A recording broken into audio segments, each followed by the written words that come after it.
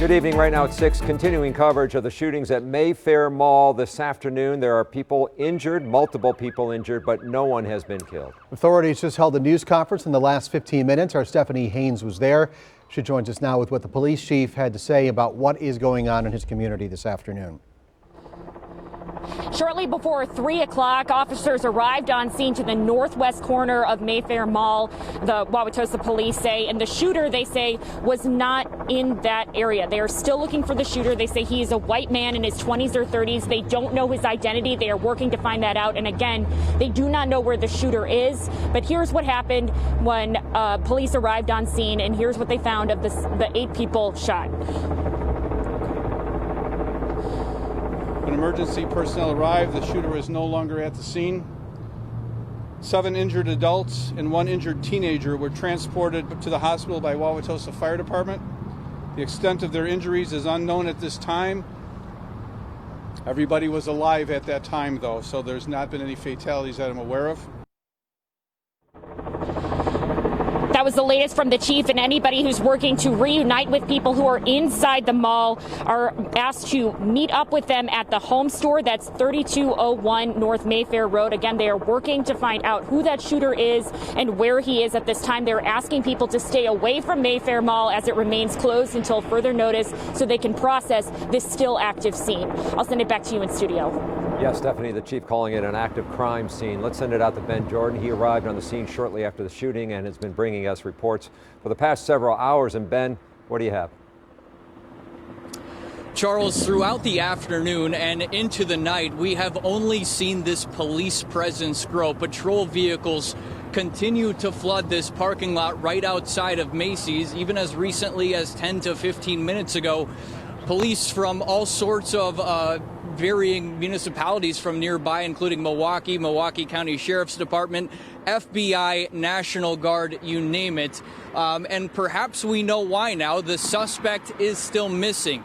Police do not know where that suspect is. Now, throughout the afternoon, we have talked to all sorts of people who, some of whom have been shoppers, others picking up their kids, waiting to find out when they're going to be able to reunite. Earlier tonight, we spoke with a woman who was here with her 79-year-old mother inside the Macy's entrance, right near the inside of the mall area. She says she ducked for cover right when she heard the gunfire, fearing the worst. We've all been exposed to public shootings like this, so unfortunately, I think all of us have thought about what would we do in that situation, and fortunately, that kicked in and we made it to a safe place. Right around the corner from where we were standing, there was a stairwell, like an employee stairwell, and we just went straight down as far as we could go. I had my mom hide in the corner, and I looked around for where we could go next if we needed to. And besides all of these flashing lights on the squads and a little bit of movement back and forth between patrol vehicles, we haven't seen too much activity outside of the mall in this parking lot. A lot of officers inside. Perhaps they are still searching for that suspect, making sure he is no longer there. Reporting live outside Mayfair, Ben Jordan, TMJ 4 News. Ben, thank you. A little bit more on that potential suspect before we get to Adriana Mendez. According to Chief Barry Weber, they're looking for a white male, 20s, maybe 30 years old. They do not know if he's still on scene or if he's left the mall. But again, police are actively searching for their shooter. Again, a white male, 20s to about 30 years old. Our team coverage of the Mayfair shooting continues now with Adriana Mendez. You've talked to quite a few people who were there this afternoon and saw what happened. What have they had to tell you? Well, those people were terrified after hearing shots fired, but as police are actively looking for that suspect, you can just see the massive amount of law enforcement presence here. All the entrances to the Macy's completely blocked off at this time. And we spoke to people who were inside when they heard shots fired. They say it was confusing and a horrible, terrifying experience hearing that noise and then witnessing people running shortly after. I spoke to people who are still out here waiting for loved ones who are still inside. They are not being able to leave at this time as this still is a very active scene. We also spoke to others who worked inside, and they're stuck out here just waiting outside because their keys and jackets are still inside the mall. They say when they heard those shots fired, once again, they just took off and ran quickly.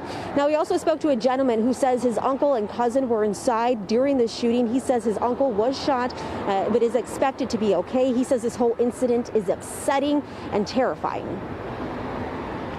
Massive law enforcement presence and knowing your cousin's still inside and trying to be patient, just what are the other emotions that are kind of running through you at this moment?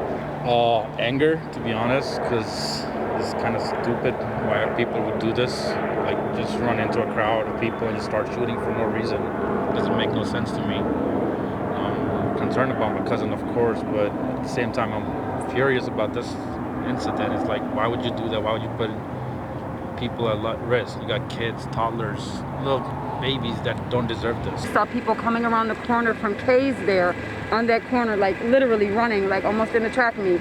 And then I heard bow, bow, bow, bow, bow. So I kind of knew somebody was running from something. I just wasn't sure what it was. Obviously a gunshot, but I didn't know if we were at threat, if he was running through the mall shooting people or had a target in mind. I wasn't quite sure.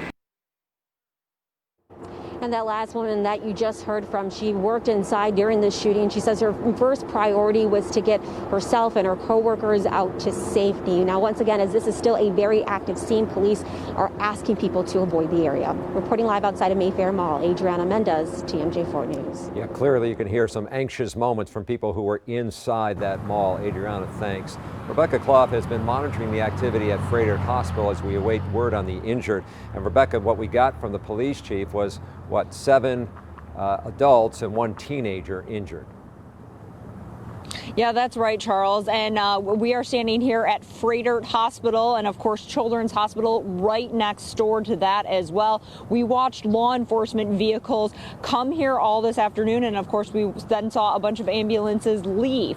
And now that we know from Wauwatosa Police that 7 injured adults, as you said, and an injured teenager were transported to the hospital, we know Freighter and Children's Hospital both said they had trauma teams ready, standing by to accept victims to the hospitals today, and that these are the closest hospitals to Mayfair Mall. Now, they will not tell us how many of the victims or if all of the victims ended up in here today, but police did update us and said, again, no one has died from their injuries.